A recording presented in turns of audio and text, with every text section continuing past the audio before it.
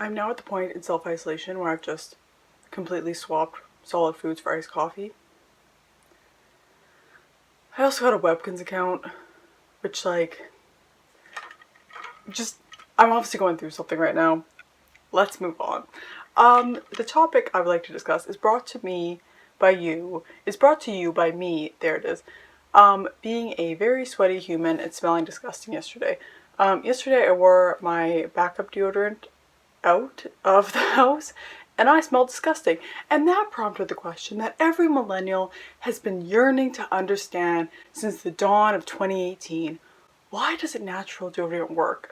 Why does it just suck so much? Especially because I've been seeing more and more that conventional deodorant companies are coming out with aluminum-free deodorants, and that I'm pretty sure is based on a whole bunch of new research that's been coming out that links the use of aluminum with cancer, or that aluminum is cancer causing. And most conventional deodorants have or had aluminum in them because aluminum, if I remember correctly, aluminum takes away wetness, so it takes away the sweat essentially, so you don't sweat by blocking the sweat glands. And then it also deters bacteria that makes you smell, which I didn't know, that it's not actually that your sweat that smells, it's actually the bacteria that eats the sweat under your armpit that smells, which is kind of gross. It's kind of like when you were in 6th grade and you were one creepy male science teacher decided to tell you that eyelash mites were a thing, and he put them on the projector and he's like, look, and everyone's like, what the, why would you show everyone that? It's kind of like learning that those things exist. So that is what aluminum does for under your arm. And then the research behind it is because aluminum blocks up your sweat glands, it therefore keeps toxins inside the body, and toxins inside mutate cells. Mutation of cells leads to cancer. Is kind of the sequence of research that happens. If you're interested, maybe do some personal research. I'm obviously not a scientist, as you can tell by my exemplary diction on the subject. So I've seen a lot more companies. What are you doing with your hands, Doc? So I've seen a lot more companies coming out with aluminum-free deodorant, which is probably because of consumer demand for aluminum-free. And as such, as people go towards more aluminum-free, more people are trying natural deodorant, because natural deodorant, for a long time, most of them are cruelty-free, most are vegan, or a lot of them are vegan. A lot come in zero waste packaging, so without the plastic. There's a variety of benefits of natural deodorant, but I'm not here to give a deodorant advertisement. What am I here to do? Oh yeah, discussing why I smell so much. I feel like I have the potential to be a cool aesthetic, vlogger, and yet I choose to post videos on the internet saying how much I smell. That's great. Also, my hair looks like what all the TikTok F-boys and E-boys are doing, where they're parting their hair directly in the middle in kind of a Dwight Schrute thing. I feel like we need a bang revolution. Someone needs to come down and some Picasso needs to have a renaissance of bangs for people. Because I decided to follow an Instagrammer and get bangs, and now I kind of look like a 12-year-old boy. That doesn't help. Keep the glasses on. Where was I going with this? Oh yeah, so natural deodorants, so they don't work. Why don't they work? Why do you smell horrendous when you try natural deodorant and then say, screw this, and go right back to your conventional one? Because that's what happened when I first tried natural deodorant. I was so excited. I was like, yeah, I'm gonna get, I think I tried Tom's of Maine first, and I was expecting to smell like a delicate fairy, and I literally smelled like I was running around in sewage for the past 3 weeks. I did some reading on this subject, and apparently, so when you go from conventional to natural, there is a period of you smelling awful,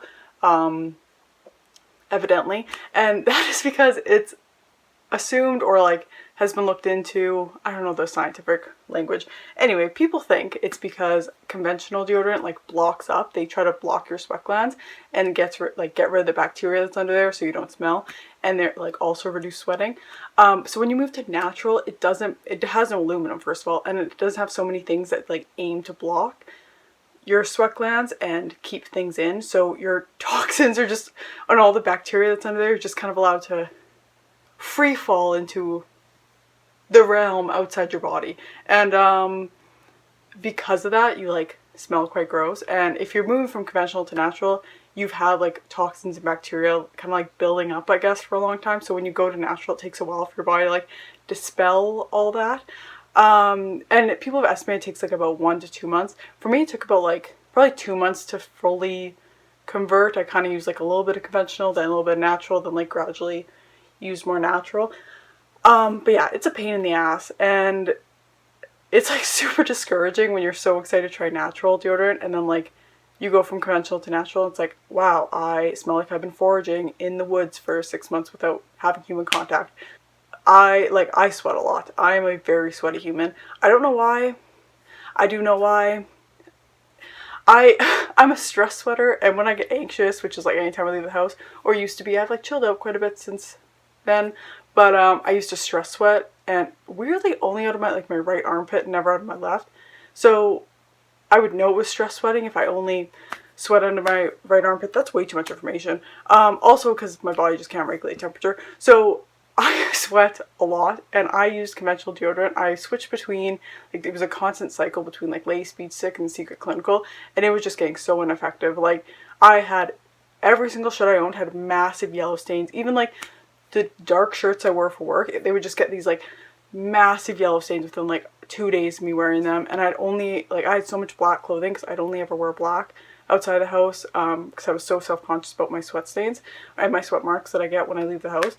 So anyway, I sweat a lot, and so I was on a heavy rotation of conventional. So when I switched to natural, it took my body so long to like get, like, just to like adapt to natural and be okay with using natural. And it also took me a while to find a natural deodorant that worked for me. And I know this, like, this has happened with like friends of mine where they try natural deodorant and one natural deodorant just doesn't work, and you kind of keep like having to try one until you find the one that works for you.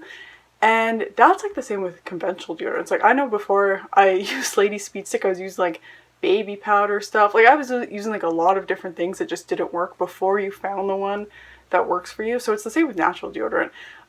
However, it is a huge pain in the ass because like most natural deodorants aren't like super expensive, not like a whole lot more expensive than conventional, but it is a pain in the ass when you're trying to find one that just works and doesn't make you smell awful, and then you like have an entire line in your bathroom of deodorants that don't work for you but you still have until you find the one that works for you.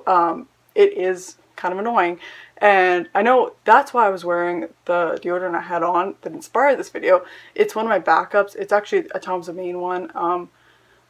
So it's like one of my backups that I only wear around the house, and my other one's in a moving box somewhere. So that's why I was wearing that one, and lo and behold, it still doesn't work even though my body is fully adapted to natural deodorant.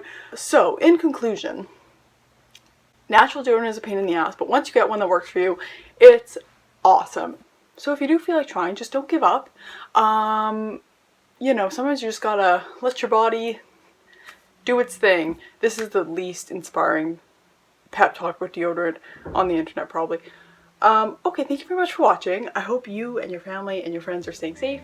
And I hope you have a really good week. Bye.